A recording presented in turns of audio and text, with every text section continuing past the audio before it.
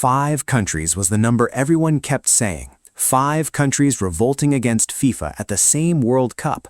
Unprecedented, historic, the most formal complaints ever filed against a governing body during an active tournament. But 5 wasn't the real number.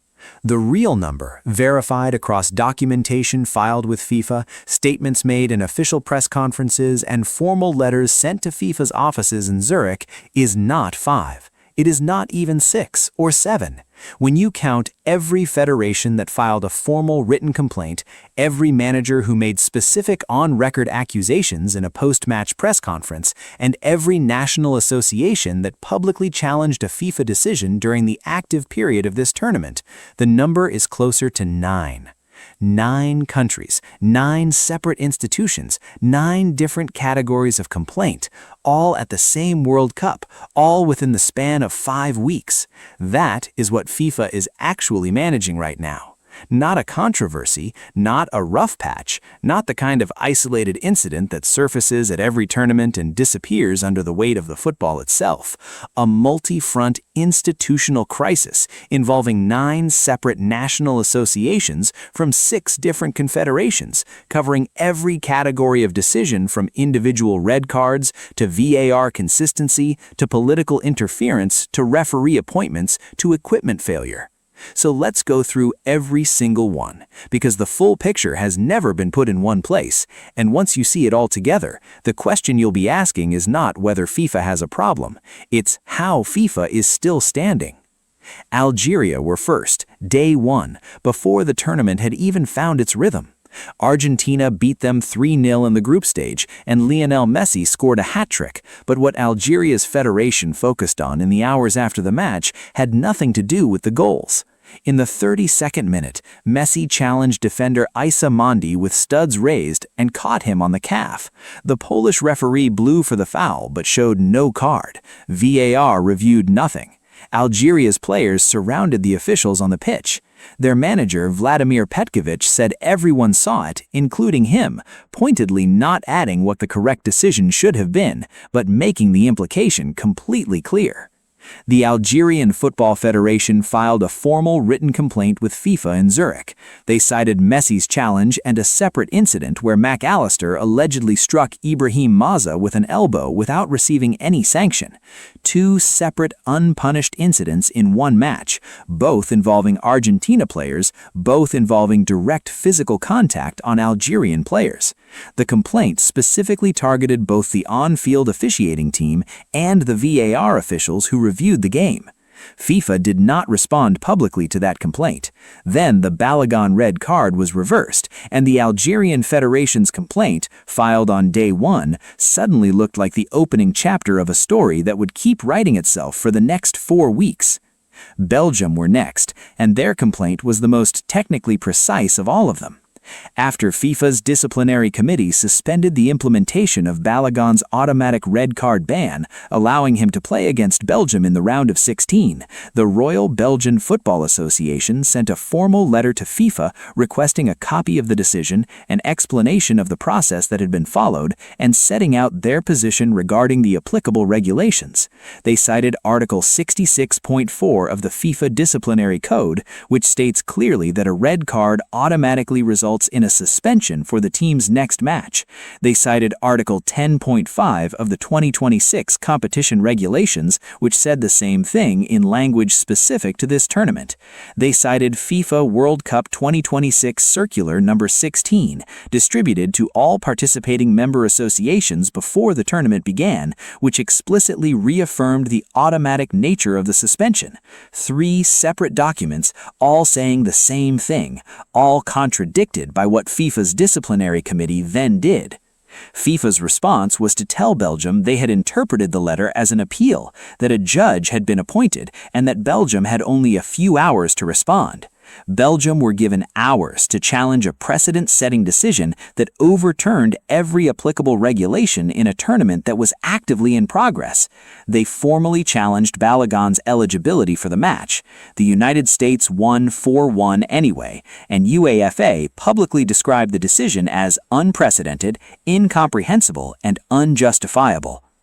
Ghana came next in the group stage. Their coach, Carlos Queiroz, one of the most experienced managers in international football, stood in a post-match press conference after England drew with Ghana and said 4 words that became the most widely quoted phrase of the entire group stage: VAR went for coffee. He cited 2 specific incidents. England's defender appeared to bring down a Ghanaian forward inside the box. No penalty. VAR did not intervene. Then, England's goalkeeper collided with the same forward outside his area and was given a free kick rather than facing any sanction. No card. VAR did not intervene. Queiroz called them 2 major incidents and said they had gone completely unpunished.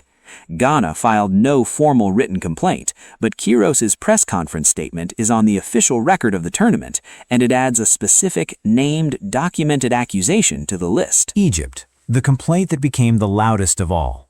The manager who messaged the referee on Instagram. The player who said the tournament was rigged. The federation that filed formal documentation demanding the investigation of the entire officiating team and their exclusion from the rest of the competition. All of it documented, all of it on the public record, all of it acknowledged in writing by FIFA, who confirmed receipt of the complaint during the active period of the tournament. And Norway, the most recent, the most straightforwardly documented case of all. A ball striking FIFA's own spider cam wire. 8 seconds, Bellingham's goal. A former FIFA referee saying on live broadcast that VAR should have intervened. FIFA saying their own cameras did not clearly show the contact. Norway pointing upward from the moment the ball dropped unexpectedly short. Going home after losing 2-1 in extra time. 9 countries: Algeria, Belgium, Ghana, Iran, Switzerland, Croatia, Australia, Egypt, and Norway. 6 different confederations. Group stage controversies, round of 32 controversies, round of 16 controversies, quarter-final controversies. The complaints cover red card decisions, VAR applications, penalty denials, equipment failure, travel restrictions, and the political interference that reversed a confirmed suspension for the first time in World Cup history. FIFA's chief of refereeing, Pierluigi Collina, said, "Nobody can question the integrity of FIFA World Cup match officials." He said it after Egypt's complaint. He has not said anything that specifically addresses any of the 9 countries' documented concerns. The institutional posture has been consistent. Move forward.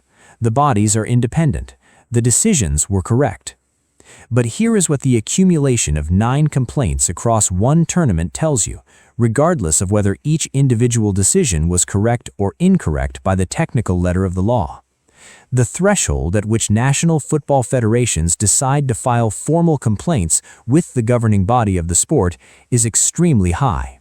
Federations don't file complaints casually.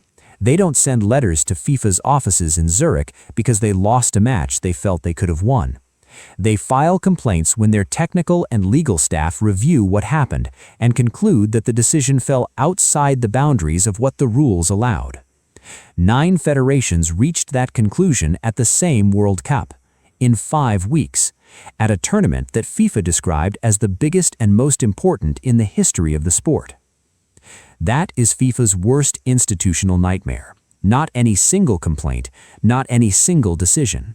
The accumulation, the pattern, the fact that before the semifinals have even been played, the 2026 World Cup has generated more formal institutional complaints from national federations than any tournament in the modern era of VAR has produced in its entire 5-match knockout round. What do you think? Does the scale of institutional revolt from 9 separate national associations across 6 confederations represent the most serious credibility crisis FIFA has ever faced during an active World Cup? And do you believe any of the complaints will produce meaningful consequences before the final whistle is blown in New Jersey on July 19th?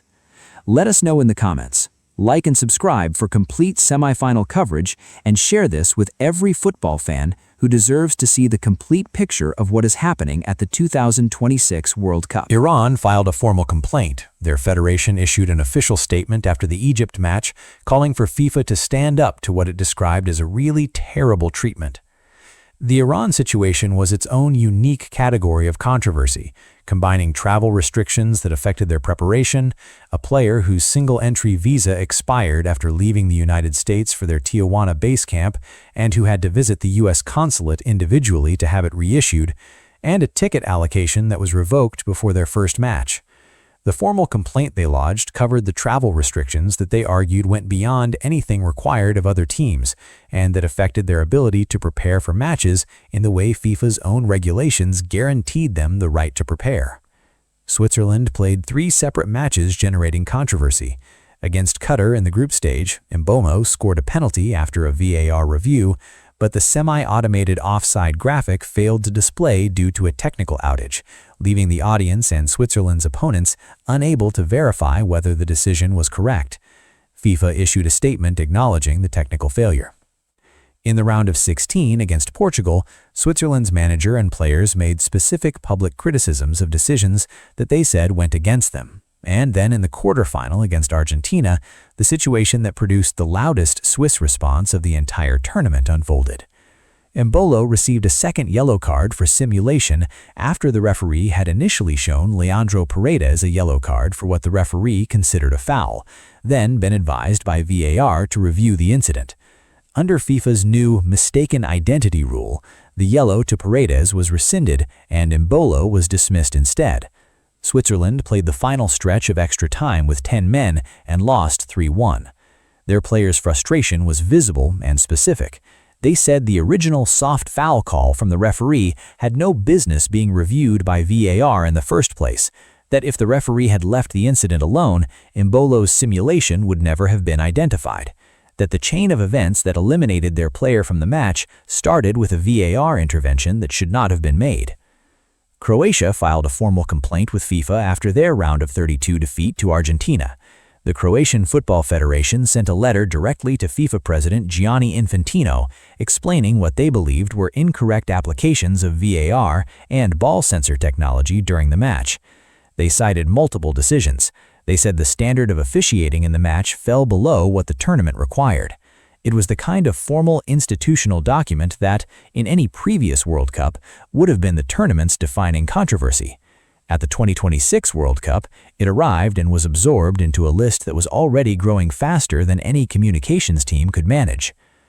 Australia raised formal objections after their group stage match against the United States. Australian players accused the referee's performance of being extremely poor, claiming that many decisions in the match went against them. They cited a specific incident where one of their players was brought down in the penalty area and no penalty was given. They cited another incident where a forward was obstructed when the ball was out of play and the referee did not stop the game. The Australian Federation's position stopped short of a formal written complaint to FIFA's offices, but included statements that went on the official record of the match.